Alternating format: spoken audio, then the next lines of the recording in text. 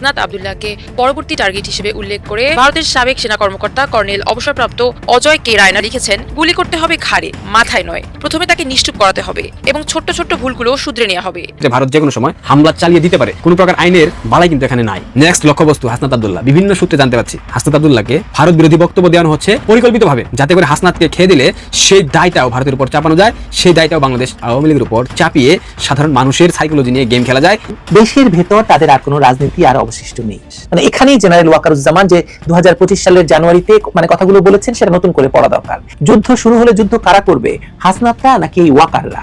আরে এসব পোলাপান ভাই, তুমি এমবিসি বাংলাদেশে ভারতের হাই কমিশন ঘেরাও করো, পারলে সরাসরি যুদ্ধ ঘোষণা করো, দেখি হেডন থাকবে ভারতের ভূমিতে এক পা রাখতে পারবে না। আসসালামু আলাইকুম প্রিয় দর্শক, নতুন একটি নিউজে আপনাদেরকে স্বাগতম। দর্শক, বাংলাদেশের যে বর্তমান রাজনৈতিক প্রেক্ষাপট এবং যে পরিস্থিতির সৃষ্টি হয়েছে তারই আলোকে আপনাদের সামনে বেশ কয়েকটি গুরুত্বপূর্ণ ভিডিও নিয়ে হাজির হয়েছি, যার কিছু অংশবিশেষ ভিডিও শুরুতেই দেখেছেন। দর্শক, ভিডিও শুরুটা দেখেই কিন্তু বুঝতে পেরেছেন আজকের ভিডিওটি কতটা গুরুত্বপূর্ণ হতে চলেছে। তাই বলবো 1 সেকেন্ডও না টেনে পুরো ভিডিওটি দেখবেন। চ্যানেলে নতুন হলে সাবস্ক্রাইব করে রাখবেন পরবর্তী আপডেট পাওয়ার জন্য। ভিডিওতে একটি লাইক করে দেখতে থাকুন সম্পূর্ণ ভিডিওটি। এমনকি কোথায় গুলি করা দরকার তা উল্লেখ করে অজয় লিখেছেন, গুলি করতে হবে ঘাড়ে, মাথায় নয়। প্রথমে তাকে নিশ্চুপ করাতে হবে এবং ছোট্ট ছোট্ট ভুলগুলো শুধরে নেওয়া হবে। এমন মন্তব্যকে অনেকেই সরাসরি মৃত্যু হুমকি হিসেবে দেখছেন। অন্যদিকে এর আগে হাসনাতকে দেখে নেয়ার এবং বাংলাদেশকে শিক্ষা দেওয়ার হুমকি দেন ভারতের আসাম রাজ্যের মুখ্যমন্ত্রী হিমন্ত বিশ্ব শর্মা। তিনি বলেন, বাংলাদেশে গত 1 বছরে এই চর্চা বারবার হচ্ছে যে নর্থ ইস্টকে ভারত থেকে বিচ্ছিন্ন করে বাংলাদেশে যুক্ত করা উচিত। এটা বারবার আসছে, কিন্তু আপনারা জানেন ভারত একটি বড় দেশ, পরমাণু শক্তিধর রাষ্ট্র এবং বিশ্বের 4র্থ বৃহত্তম অর্থনীতি। ভারতের সঙ্গে বাংলাদেশ কিভাবে এটা করবে, এটা তো ভাবাও ভুল। নেক্সট লক্ষ্যবস্তু হাসনাত আব্দুল্লাহ। বিভিন্ন সূত্রে জানতে পারছি হাসনাত আব্দুল্লাহকে ভারত বিরোধী বক্তব্য দেওয়ানো হচ্ছে পরিকল্পিতভাবে, যাতে করে হাসনাতকে খেয়ে দিলে সেই দায়টাও ভারতের উপর চাপানো যায়, সেই দায়টাও বাংলাদেশ আওয়ামী লীগের উপর চাপিয়ে সাধারণ মানুষের সাইকোলজি নিয়ে গেম খেলা যায়। যেমনটা গেম গত বছরের জুলাইয়ে আবু সাইদকে হত্যার মাধ্যমে খেলেছিল জামায়াত ইসলাম। গতকাল বাংলাদেশের ভারতীয় দূতাবাসে সেই তথাকথিত জুলাই জঙ্গিরা সেখানে গিয়েছিল একটা ম্যাসাকার সৃষ্টি করার জন্য, কিন্তু বাংলাদেশের আইন শৃঙ্খলা রক্ষাকারী বাহিনী তাদেরকে সেই সুযোগটা সৃষ্টি করে দেয়নি। সেখানে যাওয়ার পর অনেকগুলো ঘটনা ঘটেছে, অনেকগুলো স্লোগান আমার চোখে পড়েছে। তার মধ্যে অন্যতম দৃষ্টিকটু যে স্লোগান দুইটা ছিল, প্রথমত, যে ভারত খুনি পালে সে ভারত ভেঙে দাও। খুনি বলতে বাংলাদেশ আওয়ামী লীগের নেতাকর্মীদেরকে বোঝানো হয়েছে। ভারত তাদেরকে আশ্রয় দিয়েছে, তাদের জীবন রক্ষা করেছে, তারা তাদেরকে বাংলাদেশে মব করতে দেয়নি জুলাই জঙ্গিদেরকে, সেজন্য ভারতকে ভেঙে দিতে হবে। দ্বিতীয় স্লোগান ছিল,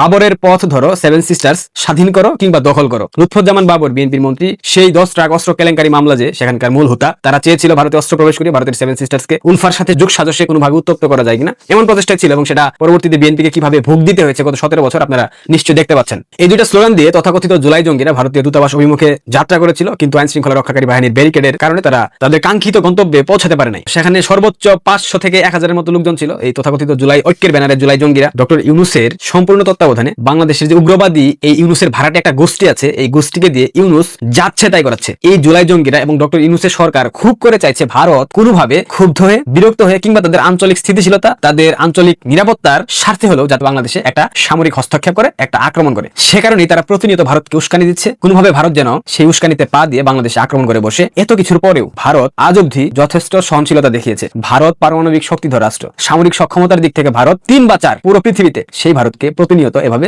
উস্কানি দেওয়া হচ্ছে, অপমান অপদস্থ করা হচ্ছে, ভারত দখলের হুমকি দেওয়া হচ্ছে, 7 সিস্টার্স দখলের হুমকি দেওয়া হচ্ছে, কলকাতা দখলের হুমকি দেওয়া হচ্ছে, চিকেন নেক গলা কেটে দেওয়ার হুমকি দেওয়া হচ্ছে, অসংখ্য হুমকি। এখন পর্যন্ত ভারতের কোনো প্রতিক্রিয়া আপনারা দেখেছেন? হ্যাঁ, গতকাল ভারত একটা প্রতিক্রিয়া দিয়েছে। হাসনাত আব্দুল্লাহ 2 দিন পূর্বে বলেছিল 7 সিস্টার্স তারা আলাদা করে দেবে। সেই বক্তব্যের পর ভারতের পররাষ্ট্র মন্ত্রণালয় বাংলাদেশের যে হাই কমিশনার আছে ভারতে, তাকে তলব করেছিল। সেখানে তাকে মোটামুটি এক প্রকার ঝাড়ুপেটা করা হয়েছে। সেখানে বলা হয়েছে হাসনাত আব্দুল্লাহর কথা। এরপর বাংলাদেশের পররাষ্ট্র উপদেষ্টা জমির দালাল তৌহিদ হোসেন আবার একটা বিবৃতি দিয়েছে, হাসনাত আব্দুল্লাহ সরকারের কেউ নয়, হাসনাত আব্দুল্লাহর বক্তব্যে সরকার কোনোভাবে বিব্রত হতে পারে না, এটা ভারতের বোঝা প্রয়োজন ছিল। অর্থাৎ হাসনাত আব্দুল্লাহর সেই বক্তব্যকে পুরোপুরি অস্বীকৃতি জানিয়েছে বর্তমান অন্তর্বর্তীকালীন সরকারের পররাষ্ট্র উপদেষ্টা তৌহিদ হোসেন। হাসনাত রায় তো আপনাদেরকে সরকারে বসিয়েছে, হাসনাত রায় তো সরকারের মালিক, তাহলে এখন হাসনাতকে অস্বীকার করছেন কেন? হাতে ঘা লেগেছে? পররাষ্ট্র উপদেষ্টা তৌহিদ হোসেন জমির দালাল, সে কি আদৌ তার ক্ষমতা আর মসনদে থাকতে পারবে? আমার মনে হয় না। গদি যে কোনো সময় হারাতে হতে পারে। তার প্রেক্ষিতে গতকালকে যখন বাংলাদেশের হাই কমিশনারকে ভারতের পররাষ্ট্র মন্ত্রণালয়ে তলব করা হয়েছিল, এটা জানার পর হাসনাত আব্দুল্লাহ তার নিজস্ব নির্বাচনী আসন কুমিল্লার দেবিদ্বারে সেখানে আবার একটা উস্কানিমূলক বক্তব্য দিয়েছে। সেখানে সে বলেছে, আজকে শুনছি বাংলাদেশ হাই কমিশনকে নাকি ভারত ঢাকায় ধমক দিছে যে কেন আমরা ওই কথা বলছি। ধমক দিচ্ছে নাকি? ওই ভারতীয় হাই কমিশনারকে, এই খুনি হাসিনাকে আশ্রয় দেওয়ার জন্য শুধু ধমক না, লাথি দিয়ে দেশ থেকে বের করে দেওয়া উচিত ছিল।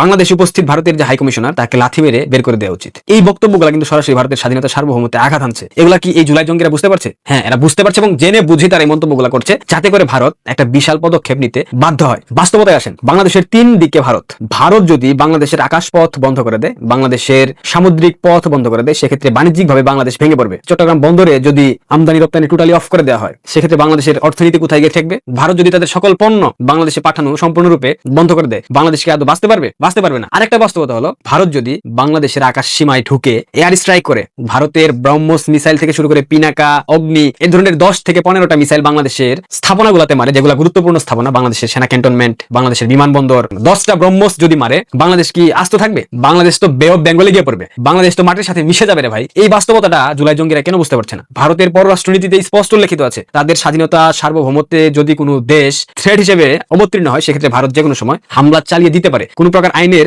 বালাই কিন্তু এখানে নাই, কোনো প্রকার আইন কিন্তু ভারতকে মানতে হবে না। এই জুলাই জঙ্গিরা তারপরেও সবকিছু জেনে বুঝে ধরনের মন্তব্য করছে প্রতিনিয়ত, যাতে করে ভারত ক্ষুব্ধ হয়ে, বিরক্ত হয়ে বাংলাদেশে একটা আক্রমণ করে বসে। বাংলাদেশে আক্রমণ করলে তাদের লাভ কি, লাভ সেটা তো আপনাদের জানা প্রয়োজন। অস্থিতিশীল একটা পরিবেশ আছে বাংলাদেশে। এই মুহূর্তে যদি ভারত বাংলাদেশে আক্রমণ করে বসে, এই জুলাই জঙ্গিরা, এই উগ্রবাদী, এই উগ্রপন্থী সংগঠন যারা আছে, এই উগ্রবাদী গোষ্ঠীগুলোর সমন্বয়ে ডক্টর ইউনূস ক্ষমতার মসনদের ভাগ বাটোয়ারা করবে এবং দীর্ঘমেয়াদে বাংলাদেশের মানুষের রক্ত চুষে খাওয়ার জন্য যা যা করা দরকার তারাই তা করবে। কারণ যুদ্ধকালীন পরিস্থিতিতে বাংলাদেশে কখনো নির্বাচন অনুষ্ঠিত হবে না। এই নির্বাচনকে ঠেকানোর জন্য এই জুলাই জঙ্গিদেরকে নতুন করে লেলিয়ে দিয়েছে সুদখোর ইউনূস, যাতে করে ভারতকে প্রতিনিয়ত উস্কানিমূলক মন্তব্য করে সামরিক আক্রমণে বাধ্য করা হয়। এই স্বার্থ সন্ধানী গোষ্ঠী জিহাদের জোশ কায়েমের নামে প্রতিনিয়ত ভারত বিরোধী কথা বলছে, ভারত বিরোধী স্লোগান দিচ্ছে। হাদির পর হাসনাত নতুন ভাবে শুরু করেছে এভাবে ভারত বিরোধিতা করা, ভারতকে গালমন্দ করা, ভারতকে এটা বলা সেটা বলা, মানে যাচ্ছে তা একটা অবস্থা। ভারত এত কিছুর পরেও কেন সহনশীলতা দেখাচ্ছে জানেন? কোনো সরকারের কারণে না, এবং কি বাংলাদেশ আওয়ামী লীগের সাথে তাদের সম্পর্ক ভালো তার জন্য না। তারা সংবেদনশীলতা দেখাচ্ছে শুধুমাত্র বাংলাদেশের সাধারণ নাগরিকদের জন্য। কারণ তারা যদি আক্রমণ করে বসে, বাংলাদেশের সাধারণ নাগরিক প্রচুর পরিমাণে ক্ষতিগ্রস্ত হবে। কারণ সবাই তো দেশদ্রোহী না, সবাই তো জুলাই জঙ্গি না,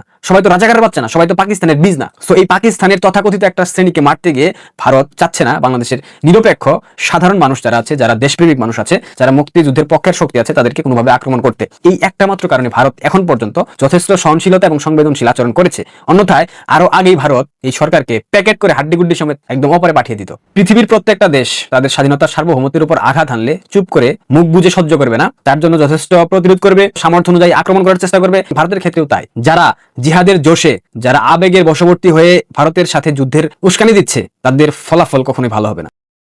এর আসলে বাংলাদেশের ভয়াবহ বিপর্যয় ডেকে আনছে। বাংলাদেশকে তারা ইউক্রেন বানাতে চাচ্ছে, যাতে করে জেলেনস্কি বানিয়ে ইউনূসকে বাদ বাকি যে চিটার বাটপারগুলো আছে এরা ক্ষমতাকে লুটপাট করে ভোগ করতে পারে। এটাই তাদের একমাত্র উদ্দেশ্য, এখানে আর কোনো উদ্দেশ্য নাই। ডক্টর ইউনূস নির্বাচন দিয়ে চলে যাবে ঠিকঠাক, এটা আপনারা ভাবেন না। ফেব্রুয়ারি অনেক দেরি, এর মধ্যে দেখেন কত কি ঘটানোর চেষ্টা করে। এই ভাড়াটে সন্ত্রাসী গোষ্ঠী, উগ্রবাদী গোষ্ঠীগুলা ইউনূসের ক্ষমতার মসনদ পাকাপোক্ত করার জন্য হাদির মতো যদি আরো 2-4 জনকে ফেলে দিতে হয়, তাতেও তারা একবারের জন্য। প্রিয় দর্শক, সম্পূর্ণ ভিডিওটি দেখলেন, অবশ্যই বুঝতে পেরেছেন ভিডিওটি গুরুত্বপূর্ণ ছিল।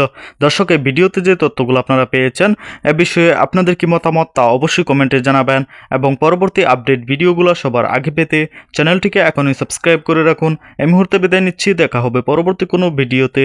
সে পর্যন্ত ভালো থাকুন, সুস্থ থাকুন। আসসালামু আলাইকুম।